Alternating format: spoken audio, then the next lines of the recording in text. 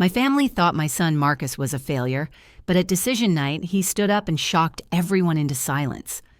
I'm Sarah Chen, and for 18 years, I've watched my family treat my son like he was invisible. Every monthly family dinner, every birthday party, every holiday gathering, the conversation always turned to the same thing: my cousin Jessica's perfect twin daughters, and how brilliant they were. Meanwhile, my Marcus would sit quietly in the corner, picking at his food while the adults discussed Emma and Sophia's latest academic achievements like they were Olympic victories. Jessica is my cousin, but she's always felt more like a competitor I never signed up to race against. At 35, she's everything I'm not: married to a successful accountant, living in a McMansion with a 3-car garage, running her own real estate agency. Her twins are 18, just like Marcus. But that's where the similarities end. Emma and Sophia are honor roll students, student council presidents, debate team champions. They collect academic awards like some kids collect Pokemon cards. Then there's my Uncle Robert, Jessica's father, who owns a construction company and never lets anyone forget it. He's 48 years old with opinions about everything and the loudness to share them. Robert believes in what he calls practical thinking, which basically means if you can't swing a hammer or balance a checkbook by age 16, you're useless. He's been writing Marcus off since middle school. My Marcus is different. He's 18 now, quiet where his cousins are loud, thoughtful where they're quick to speak. He works at Henderson's grocery after school, bagging groceries and stocking shelves, coming home with his uniform smelling like the deli counter. His grades hover around B's and C's. Nothing spectacular, nothing that makes adults lean forward with interest when report cards come out. I'm 42, a single mother since Marcus was 10, working double shifts as a night nurse at Regional Medical Center and weekends at Target just to keep our small apartment and put food on the table.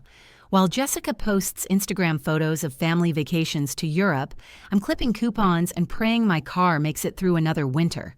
The thing about family gatherings is they have this way of making you feel like you're performing in a play you never auditioned for. Every time we walk into my grandmother's house for Sunday dinner, I can feel the invisible scoreboard updating.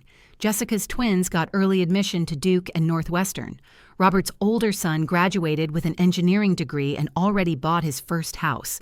And then there's us, Sarah and Marcus, the family project nobody wants to claim. 6 months ago, at Marcus's 18th birthday party, Jessica pulled me aside in the kitchen while I was cutting his cake.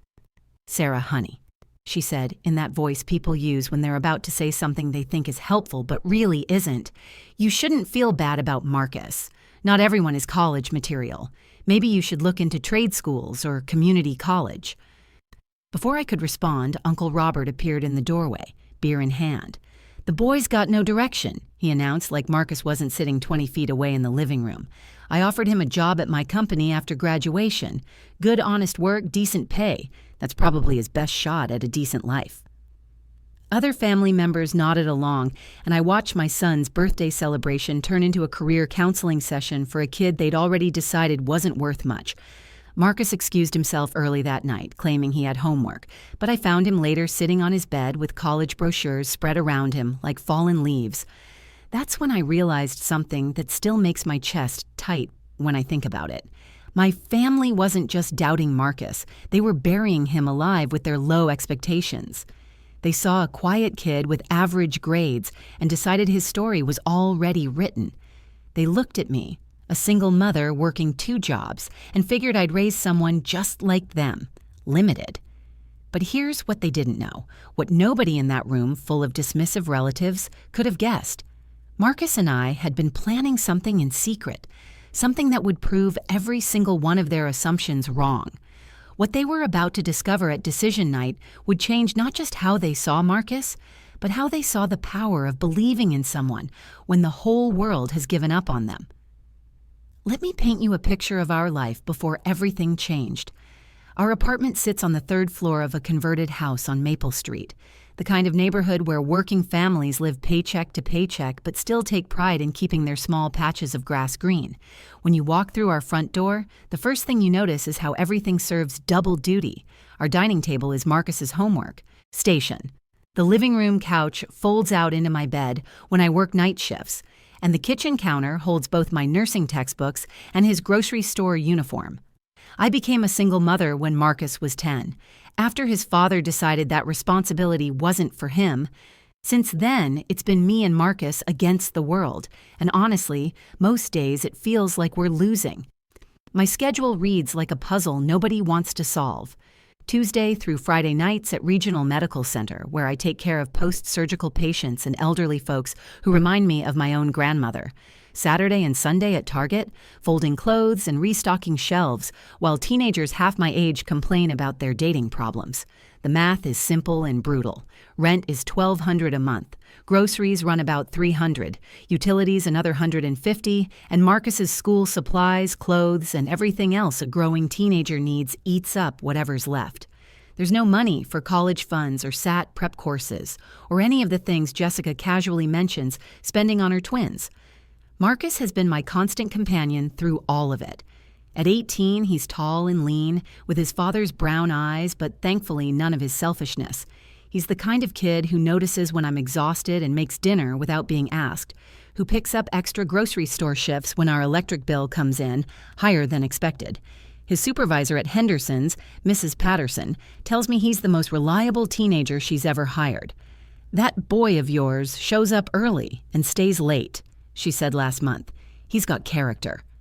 But character doesn't show up on report cards, and that's where Marcus struggles.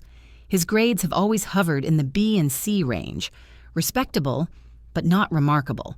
In elementary school, his teachers suggested he might have attention issues, but testing costs money we didn't have, and he seemed to manage just fine with extra encouragement at home. He reads constantly, everything from fantasy novels to biographies, but his test scores never reflect how much he actually knows. The Chen family gatherings happen every month at my grandmother's house, a tradition that started when I was Marcus's age. What used to be warm, chaotic celebrations, filled with laughter and too much food, have somehow turned into showcase events where everyone's accomplishments get measured and compared. Jessica arrives in her BMW with updates about Emma and Sophia's latest achievements. Honor Society inductions, scholarship offers, internship opportunities that sound more impressive than my entire career. Uncle Robert dominates conversations with stories about his construction business expanding and his older son's engineering success. "Just bought his first house at 25, he'll announce to anyone within earshot. That's what happens when you pick a practical major and work hard. Meanwhile, Marcus and I sit at the kids' table, even though he's 18 and I'm 42. We listen to discussions about college visits and career plans like we're watching a movie about people whose lives we'll never understand. When anyone asks about Marcus's plans, the conversation usually shifts quickly to safer topics like the weather or my grandmother's arthritis. The worst part isn't the comparison or even the subtle dismissal. It's watching Marcus internalize their low expectations. At home, he's confident and funny, full of ideas about social justice and plans to help people the way he's watched me help my patients. But around family, he shrinks into himself, becomes quiet and careful, like he's afraid of taking up too much space or saying something that proves their assumptions right. Some nights, after particularly difficult family gatherings, I find Marcus in his room reading college websites on his old laptop, the one I bought secondhand 3 years ago. He'll quickly close the browser when I come in, like he's embarrassed to be caught dreaming about something everyone has told him is beyond his reach. That's the life we were living 6 months ago. Small dreams, low expectations, and the constant weight of feeling like we weren't enough for the family we belonged to. What none of them knew was that everything was about to change, and it would start with the most unlikely person believing in Marcus when the rest of us had almost given up. The breaking point came on a Tuesday evening in March at what was supposed to be Marcus's 18th birthday celebration. I had worked extra shifts for 2 weeks to afford a small party at my grandmother's house. Nothing fancy, just family and a homemade chocolate cake. I was actually excited, thinking maybe this time would be different. Maybe for once Marcus would be the center of attention for the right reasons. Jessica arrived fashionably late, as always, with her twins Emma and Sophia trailing behind her like perfectly dressed accessories. The moment she walked through the door, she announced, "We have the most incredible news to share." Before anyone could even wish Marcus a happy birthday, she launched into her story. Both girls got early admission, she beamed, practically vibrating with pride. Emma's going to Duke with a partial academic scholarship, and Sophia got into Northwestern's honors program. Can you believe it? Both of them, accepted to their dream schools. I watched the room transform. Suddenly, Marcus's birthday became Jessica's victory lap. Uncle Robert started talking about how proud he was of his granddaughters, how their success reflected the family's values of hard work and excellence. Aunt Linda, who I'd always thought was different from the rest, joined in with questions about campus visits and dorm assignments. Marcus sat at the head of the table, his birthday cake forgotten in front of him, while everyone discussed his cousin's achievements like he wasn't even there. I kept waiting for someone, anyone, to redirect the conversation back to him, but the momentum had shifted completely. That's when Jessica made her first cut. She pulled me aside in the kitchen while I was cleaning up, her voice dropping to what she probably thought was a caring whisper. "Sarah, I know this must be hard for you," she said, glancing toward the living room where Marcus was quietly opening his presents. "Seeing Emma and Sophia succeed when Marcus is, well, when Marcus is what?" I asked, even though I already knew where this was heading. "Don't get defensive," she said, touching my arm like she was comforting a child. "I'm just saying, not everyone is college material. There's no shame in that. Maybe you should start looking at trade schools, or community college at least, something more realistic for his situation." Before I could respond, Uncle Robert's voice boomed from the doorway. "What situation?" he asked, stepping into the kitchen with his beer and his opinions. "We were just talking about Marcus's future," Jessica explained. "I was telling Sarah that trade school might be a better fit." Robert nodded sagely, like he'd been waiting for this conversation.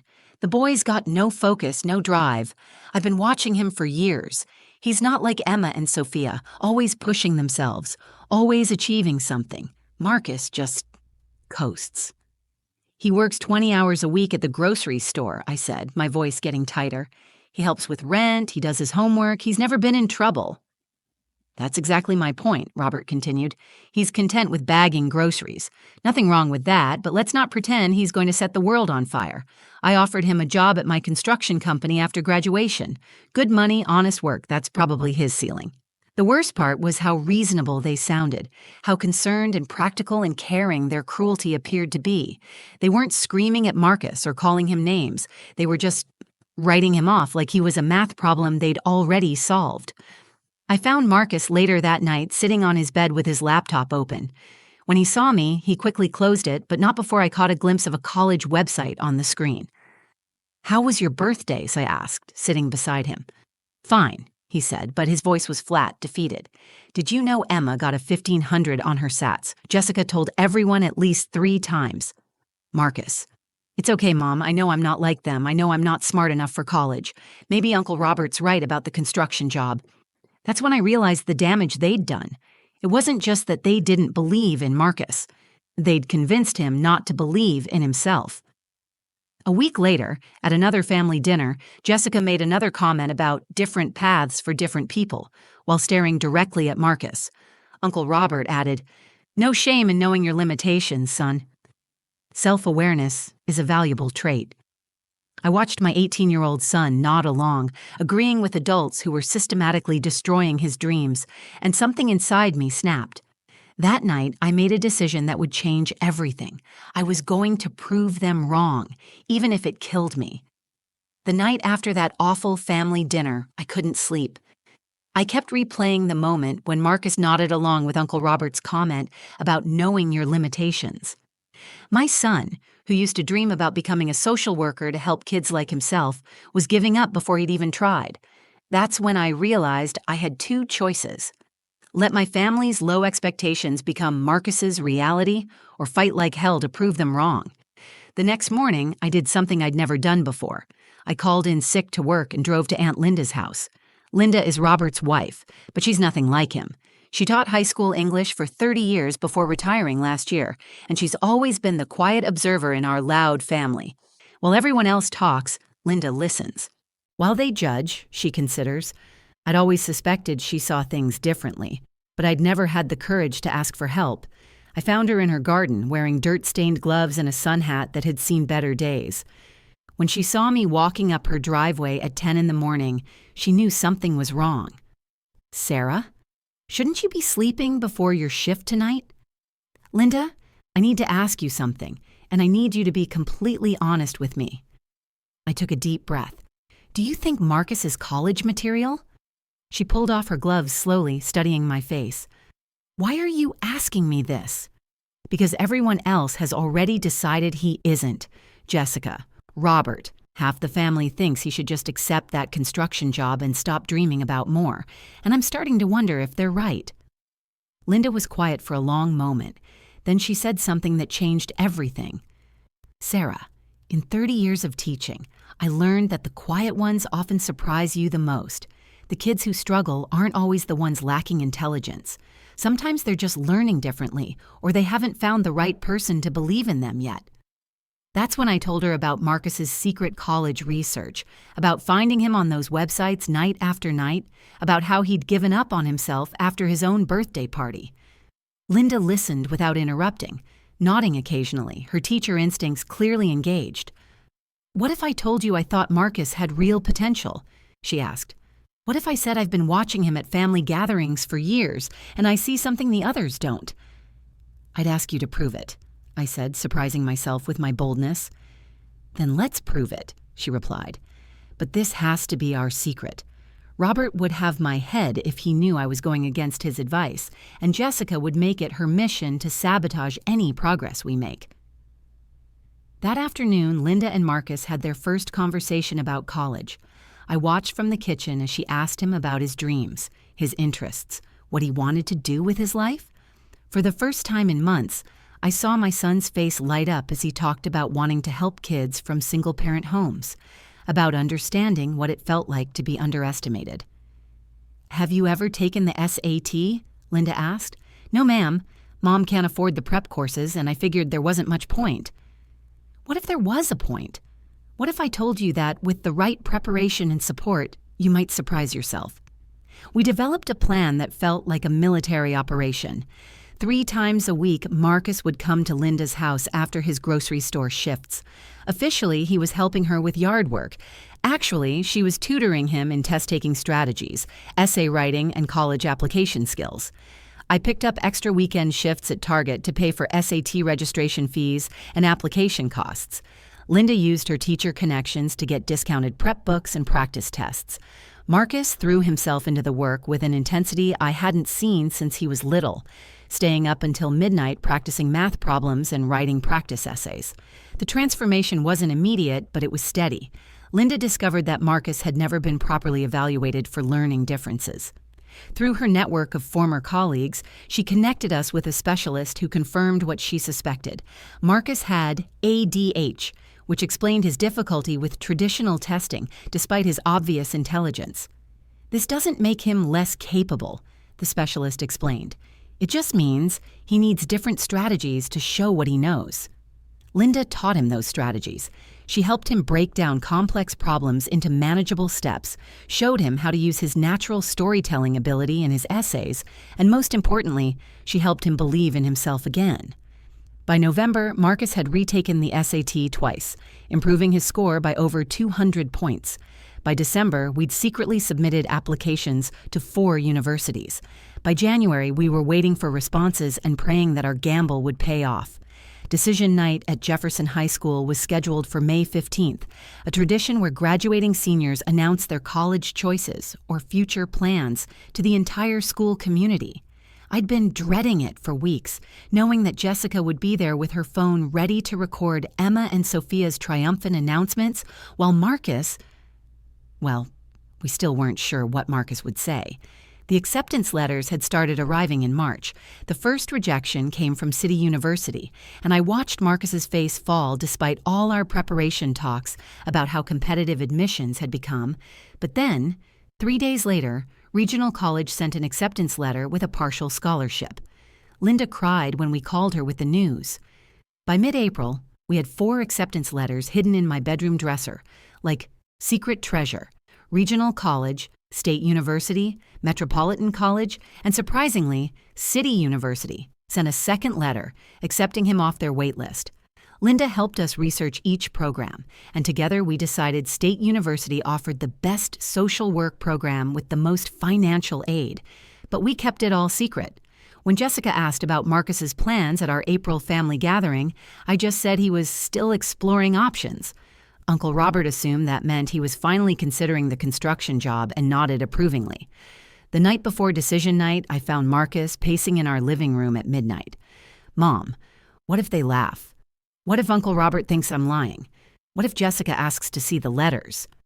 "Marcus," I said, sitting him down on our old couch, "do you remember what Linda told you about quiet strength?" He nodded. Linda had talked to him about how some people make noise about their achievements while others let their actions speak. She'd helped him understand that his journey might look different from his cousin's, but that didn't make it less valuable. "Tomorrow, you're not proving anything to them," I continued. "You're proving it to yourself." Decision night was held in the school gymnasium, packed with families sitting on metal bleachers under harsh fluorescent lights. I spotted Jessica immediately, front row center with her professional camera ready to capture her twin's moment. Uncle Robert sat beside her, checking his phone and looking like he'd rather be anywhere else. Principal Williams started calling students alphabetically. When Emma Chen was called, she walked confidently to the microphone and announced her acceptance to Duke with a pre-med track. The gymnasium erupted in applause. Jessica beamed like she'd personally gotten Emma accepted. Sophia followed with her Northwestern announcement, another round of applause, more photos from Jessica's camera. Then Principal Williams called, "Marcus Chen." I felt my heart stop. This was it. Months of secret tutoring sessions, extra work shifts, practice essays written and rewritten until they were perfect. Marcus stood up slowly, and I could see his hands trembling slightly as he walked to the front of the gym. The Chen family section had gone quiet. Jessica lowered her camera, probably expecting Marcus to announce a gap year or community college plans. Uncle Robert leaned forward with mild curiosity, like he was watching a mildly interesting TV show. Marcus reached the microphone and adjusted it down to his height. The gymnasium fell silent, 500 people waiting to hear what this quiet kid had to say. "Hi everyone, I'm Marcus Chen, and I've been accepted to 4 universities." The silence deepened. I could practically hear Jessica's brain processing this information. I've been accepted to Regional College, Metropolitan College, City University, and State University. I'll be attending State University in the fall, where I plan to major in social work with a minor in psychology. The gymnasium stayed quiet for a beat, then erupted in applause. But I wasn't watching the crowd. I was watching my family's faces. Jessica's mouth had fallen open. Uncle Robert was staring at Marcus like he'd announced he was going to Mars. Marcus wasn't finished. I couldn't have done this without my Aunt Linda, who spent countless hours helping me prepare applications and study for the SAT. She taught me that intelligence comes in many forms, and that believing in yourself is just as important as believing in your dreams. He paused, looking directly at our family section. She also taught me that the people who love you don't put limits on what you can achieve. Principal Williams stepped forward, clearly moved. I have to add that Marcus's personal essays were some of the most compelling our guidance department has ever read. His writing about overcoming challenges and his passion for helping others made him stand out to every admissions committee. As Marcus walked back to his seat, the applause continued, but all I could hear was the sound of assumptions crumbling and dreams taking flight. The reception after decision night was held in the school cafeteria, where parents mingled over store-bought cookies and punch that tasted like liquid sugar. I watched our family dynamic shift in real time, like tectonic plates rearranging themselves after an earthquake. Jessica was the first to approach us, and I braced myself for her reaction. Part of me expected anger or denial, maybe even accusations that we'd somehow cheated or lied. Instead, she walked up to Marcus with tears in her eyes. "Marcus, I owe you an apology," she said, loud enough for Uncle Robert and others to hear. "I was wrong about you. I was so wrong, and I'm sorry." Marcus, still glowing from his moment at the microphone, handled it with more grace than I would have. "It's okay, Aunt Jessica. I know you were just trying to be realistic." "No," she insisted, shaking her head. "I was being narrow-minded. I looked at your grades and decided that was the whole story. I never bothered to see the person behind the report card." Uncle Robert was harder to read. He stood at the edge of our little circle, holding his plastic cup of punch and studying Marcus like he was seeing him for the first time. Finally, he cleared his throat. "Well," he said gruffly, "I guess I was wrong too. That construction job offer still stands if you need summer work to help pay for college. But congratulations, son. You surprised us all." It wasn't a heartfelt apology, but from Uncle Robert, it was practically a declaration of love. The twins, Emma and Sophia, were genuinely thrilled for their cousin. "We always knew you were smart," Emma said. "We just didn't know you were college planning in secret smart. That's actually pretty impressive." But the real moment came when Aunt Linda appeared at Marcus's side. She'd been hanging back, letting him have his spotlight, but now she wrapped him in a hug that spoke volumes about the hours they'd spent working together. "I'm so proud of you," she whispered, and I saw Marcus's composure finally crack a little. "Thank you," he said quietly, "for everything, for believing in me when I didn't believe in myself." That night, after we got home, Marcus and I sat in our small living room and finally talked about everything that had happened. The secrecy, the stress, the fear that we were setting ourselves up for disappointment. "Mom," he said, "I want you to know that even if none of the colleges had accepted me, this whole experience taught me something important." "What's that?" "That trying and failing is better than never trying at all." For the first time in my life, I felt like I was fighting for my dreams instead of just accepting what other people thought I deserved. That conversation led to an even bigger revelation. The next morning, I did something I'd been thinking about for months, but never had the courage to do. I applied to the community college's nursing program to get my BSN degree. If Marcus could chase his dreams at 18, I could chase mine at 42. "Seriously?" he asked when I told him. "Mom, that's incredible. You should have done this years ago." I was scared, I admitted. Same as you were. I thought I was too old, too busy, too limited by my circumstances. "Looks like Aunt Linda inspired both of us," he said, grinning. The family gatherings changed after that night, not dramatically, but noticeably. Jessica stopped dominating conversations with her daughter's achievements. Uncle Robert began asking Marcus about his college plans with genuine interest. Other family members who had written us off started including us in discussions about the future. Most importantly, Marcus found his voice. He started speaking up during family conversations, sharing his opinions about current events and his plans for helping kids from single-parent homes. The quiet, withdrawn teenager was becoming a confident young man with something to say. 6 months later, I got my acceptance letter to the nursing program. Marcus helped me celebrate the same way I'd celebrated his college acceptances, with tears, laughter, and the knowledge that dreams don't have expiration dates. Looking back, that night at decision night taught our entire family something crucial.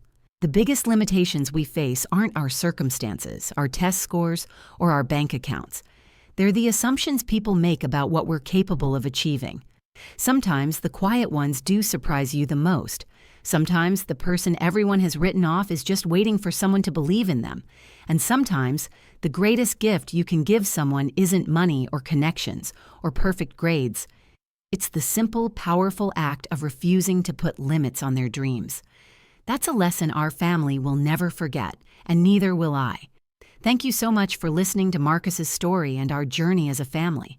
I hope it reminds you that it's never too late to believe in someone's potential, including your own. If this story touched your heart or reminded you of someone in your life who's been underestimated, please hit that like button and share this video with them. Your support means everything to families like ours, who just need someone to believe in their dreams. I'd love to hear your thoughts in the comments below. Have you ever been underestimated? Do you have someone in your life who surprised everyone? Share your story. I read every single comment, and your experiences inspire me to keep sharing. And if you want to hear more stories about overcoming the odds and proving doubters wrong, please subscribe to the channel and ring that notification bell.